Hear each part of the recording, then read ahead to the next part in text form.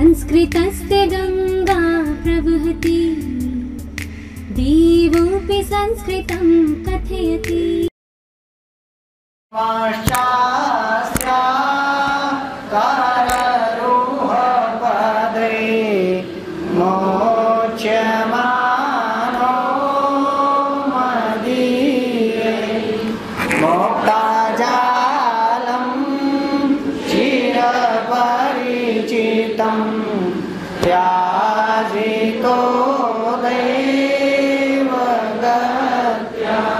संभोगान्ते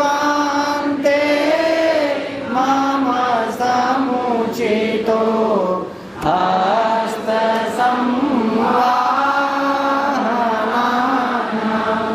यास्यत्यूरुः सरसगदति।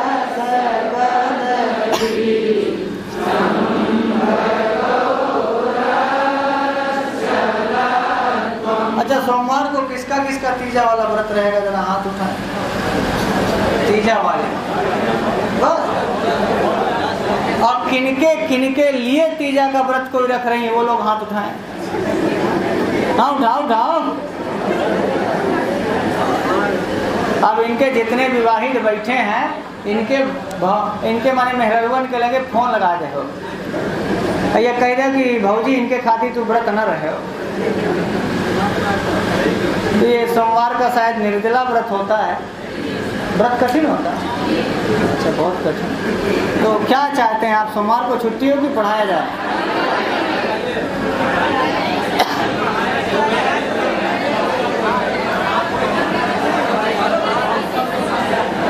सोमवार को आप जैसा कहेंगे, हमें कोई दिक्कत नहीं। तो कितने लोग हैं जो चाह रहे हैं कि सोमवार को छुट्टी कर दी जाए इनके निर्जला व्रत को देखते हुए? आपकी तरफ लड़कियां भी नहीं है, देखिए। और रहा देख उनका साल दो साल ब्याह हो गए, पूछे उनसे। तो ये आप जैसा कहेंगे, हमें कोई दिक्कत नहीं होगी, लेकिन यदि आप चाहें तो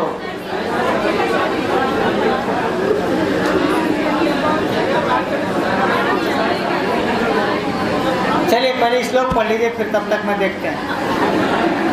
वामश्चास्याः कररुः पदैः मुच्यमानो मदीयैः मुक्ता जालं चिरपरिचितं त्याजितो देवगत्या संभोगान्ते मम समुचितो हस्त संवाहनानां यास्यति उरुः। चौथी लाइन, यास्यति उरुः। उरु माने जंघा। तो यास्यति उरु सरस कदली स्तंभ गौरः चलत्वम। चल माने होता चंचलता, और चलत्वम माने थोड़ा फड़कना, चंचल होना। तो यक्ष कह रहा है मेघ से कि केवल नयन भर नहीं फड़केंगे। पिछले श्लोक में क्या बताया? नयन फड़केंगे। अब इस श्लोक में 36वें श्लोक में बता रहा, हो सकता है आपने संख्या कुछ और हो। इसमें कह रहा है कि यास्यति उरुः, या माने होता है या प्रापणे धातु, प्राप्त करेंगे। उरु माने जंघाएं। चलत्वम यास्यति माने जंघा में भी चंचलता आ जाएगी। हमारी यक्षिणी की जांघों में भी, जांघें भी फड़कने लगेंगी जब तुम आ जाओगे। इस प्रकार से यास्यति उरुः, इतना पढ़ो और फिर लास्ट में पढ़ो चलत्वम। तो उरुः चलत्वम यास्यति, वाक्य बन गया। उरुः चलत्वम, जंघाएं फड़कने लगेंगी। उरु माने जंघा, फड़कने लगेगी किसकी? ऊपर लिखा है वामः चास्या, बस वामः चास्या, वामः उरुः और अस्याः। वामः धनचा धन अस्याः। अस्याः कस्याः? अस्याः यक्षिण्याः। ये अस्याः इसका, वामः उरुः, वामः उरुः बायां, बाईं जांघ। चलत्वम यास्यति, चंचल हो उठेगी, चंचलता हो जाएगी, फड़कने लगेगी किसकी? अस्याः। तो अस्याः से किसका बोध हुआ? तो आपसे परीक्षा में पूछ लेगा कि कौन सी जांघ? बाईं जांघ किसकी? फड़कने लगेगी। कौन बोला? तो ही आसन्य पीछे से ले लो।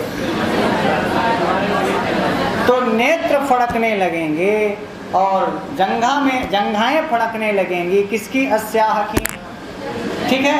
अब वो बताएगा कि कैसी जंघा है हमारी श्रीमती जी की, तो कोई श्रीमान ही बता सकता है ना, इसलिए यक्ष बोल रहा है, इसलिए इसको बड़े सावधानी हटी दुर्घटना घटी। यदि आप इसको किसी और के ऊपर ले जाओगे तो हो सकता है आपको लगे अश्लील है, और यदि आप ये लगेगा कि भाई कोई पति अपनी पत्नी की जांघों का वर्णन कर रहा है अपने खास फ्रेंड से, अपने बहुत खास मित्र से, मेघ से, और जिससे संदेशा भिजवाना है, जिससे, इसीलिए बता रहा है कि हमारी यक्षिणी की कैसी जांघें हैं जो फड़कने लगेंगी। पहले चौथी लाइन में देखो, बताया कि गोरी गोरी जांघें हैं। ये लिखा है क्या? सरस कदली स्तंभ गौरा। सरस, रस जानते हैं, रस, और कदली भी जानते हो, तो स्तंभ भी जानते हो। कदली का, कदली माने केला और स्तंभ माने खंभा, तो होता तो स्तंभ माने खंभा है, पर कदली स्तंभ का मतलब जैसे कदली का पेड़ हो। अब कदली का पेड़ देखे होंगे तो यदि कदली के पेड़ का एक आप निकाल लें, मतलब एक परत का वो जो ढका होता है त्वक, तो फिर उसके अंदर सफ़ेद सफ़ेद रहता है वो, और जितने आप निकालते जाएंगे उतना ही कोमल और उतना ही सफ़ेद अंदर होगा।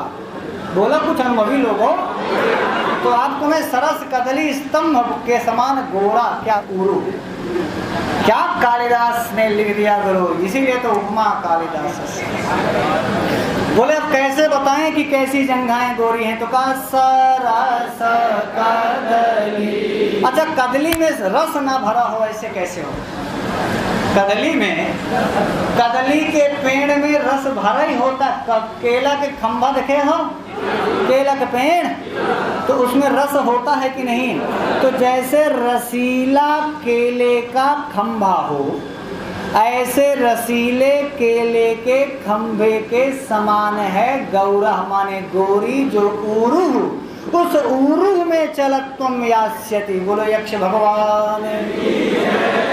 सरस कदली स्तंभ गौरा। चौथी लाइन आप तक समझ में आ गई? पूछ लेगा सरस कदली स्तंभ गौरा किम, ये उरुह का विशेषण है। वाक्य तो इतना है कि अस्याह, उसका, वामः बाया, उरुह जंघा, चलत्वम यास्यति फड़कने लगेगी, उसकी बाई जांघ फड़कने लगेगी। अब उरुह का एक विशेषण दिया चौथी लाइन में, कैसे उरुह फड़कने लगेगी? तो बोले गौरह, गौरह माने गोरी गोरी। अब बोले गोरी है और कैसा है जांघ? तो बोले कदली स्तंभ, कदली स्तंभ के समान क्या है? अब कदली में आगे लिखा सरस है, क्या है? हाँ, तो अब मैं ज्यादा ना बताऊं, आप समझ लें कि सरस है कि नहीं, गोरा है कि नहीं, जांघों में रस है कि नहीं, गौरता है कि नहीं कदली स्तंभों में। बाकी हर यक्ष अपनी अपनी यक्षिणी का थोड़ा सा अनुमान करके आगे बढ़े। बोले सरस कदली स्तंभ गौरा। और क्या बताता है? अब सब अब जांघों का विशेषण है। बोले संभोगान्ते मामा समुचितो हस्त संभोगान्ते मामा समुचितो।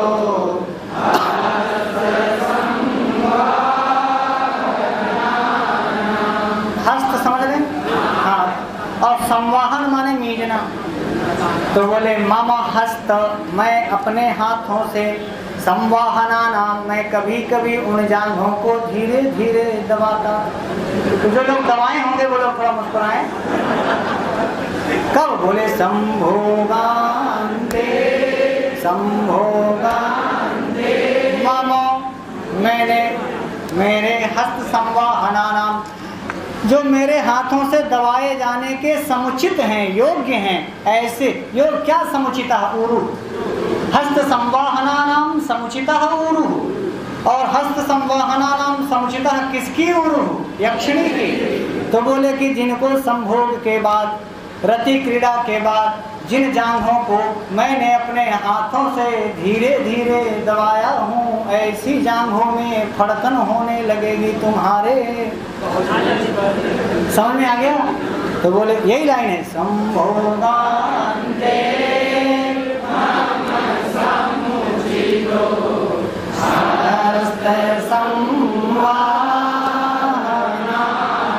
देखिए कालिदास की पंक्तियां हैं, यक्ष कहने वाला है और उसके यक्षिणी की जांघें हैं। समझ में आ गया? इसलिए मैं यक्ष की ओर से यक्षिणी की जांघों का वर्णन कर रहा हूँ। आप लोग जिसका भी समझ सकते हैं समझिए, पर ध्यान रखना हर यक्ष अपनी ही यक्षिणी की जांघों को देखे तो अच्छा है।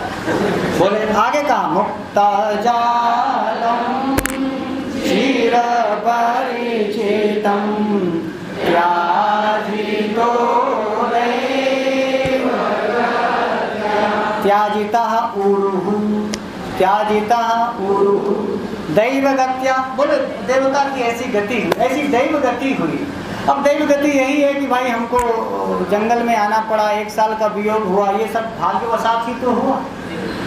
बोलिए, तो बोले दैवगत्या जो चिर परिचितम, जो बहुत दिनों से चिर परिचित था। क्या? मुक्ता जालम, मोतियों की जो करधनी थी, जो वो पहनती थी, तो मोतियों की करधन उसकी जांघों तक, जो घुंघरू लगा होता था करधनी में, वो जांघों तक लटकती रहती थी। पर भाग्यवशात भाग्य ने कुछ ऐसा किया कि हमारी यक्षिणी ने उसको पहनना त्याजिता, उसको त्याग दिया।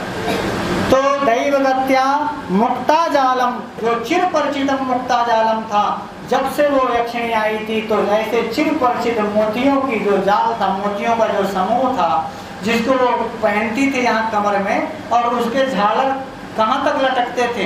जांघों तक, तो उसकी जांघों तक। तो वो जांघें परिचित थी ना, मोतियों से परिचित थी, मोतियों की जाल से, मोतियों के समूह से जो जांघें परिचित थी। अब 8 महीने से उन जांघों में वो मोतियों के माला को, मोतियों की करधनी को उसने मानो त्याजिता।